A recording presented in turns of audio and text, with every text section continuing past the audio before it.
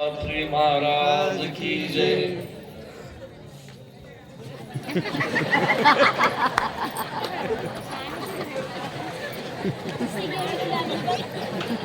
चालत आलेल्या या पायी दिंडीसाठी जमलेल्या सर्व भाविक भक्तांचं मी या ठिकाणी सर्वप्रथम स्वागत करतो। 7-8 दिवस तुम्ही आपला घरदार सोडून, संसार सोडून, लेकर सोडून रानावनानं राहिल्या, नामस्मरण केल्या। महाराजांना कीर्तनामध्ये खूप सांगितलं, त्याचा अभ्यास भरपूर झालाय। 3 घंटे पुरे झाले नाही। आम्हाला सांगावं लागलं की बाबा 12 वाजले तर आरती घ्या।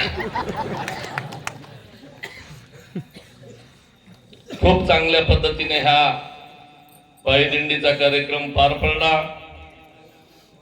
कोणालाही काही त्रास झाला नाही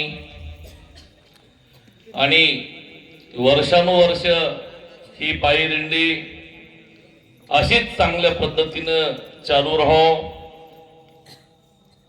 व सर्व भाविक भक्त या दिंडीमध्ये मोठ्या संख्येनं दरवर्षी सहभागी हो।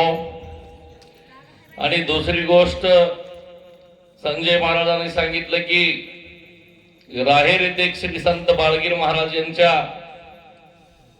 मंदिराचं बांधकाम चालू आहे। सर्व भाविक भक्तांना त्याची कल्पना आहे आणि महाराजाला मी माग म्हणलं होतं की आता दिवाळी झाल्यावर काही भक्तांच्या कानावर घालावं बांधकामासाठी। आपले महाराजच असे दयाळू होत का, त्याच्याबद्दल बोलावं काय? नाही म्हणले सगळं शेत गेलं, म्हणले आता पाऊस जास्त झालाय, काय मागावं आपण कोणाला? तुम्ही गुणानं बसा म्हणले। मेन गुरुजींना आम्ही दोघं तिघच होत्या। मला एकाच गोष्टीत गुणानं बसेल, पुढे बोलूच दिलं नाही।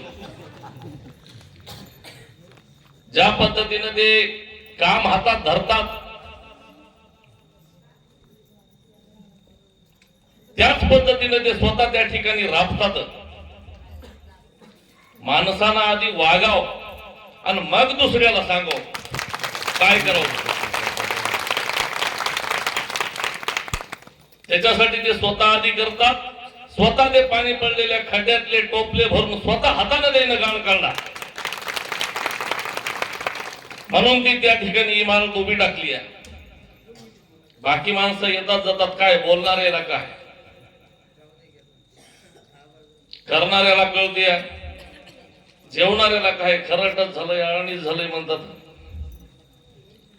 चांगल्या पद्धतीनं बांधकामाची सुरुवात झाली आणि भव्य आणि दिव्य मंदिर त्या ठिकाणी वास्तू उभी आहे। पहिल्या मजल्याचं काम झालेलं आहे, दुसऱ्या मजल्याचं काम आणि शिखर हे 2 काम राहिलेत। सडळ हाताने मदत करा, ते आपल्या मालकाचं मंदिर होईल।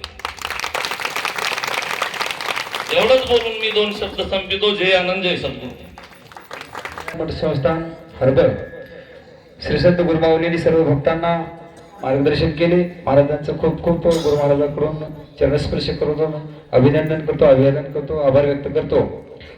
आता राहता एक संत नारायणगिरी महाराज यांच्याबद्दल, कारण का कीर्तन ज्यावेळेस महाराज सुरुवातीला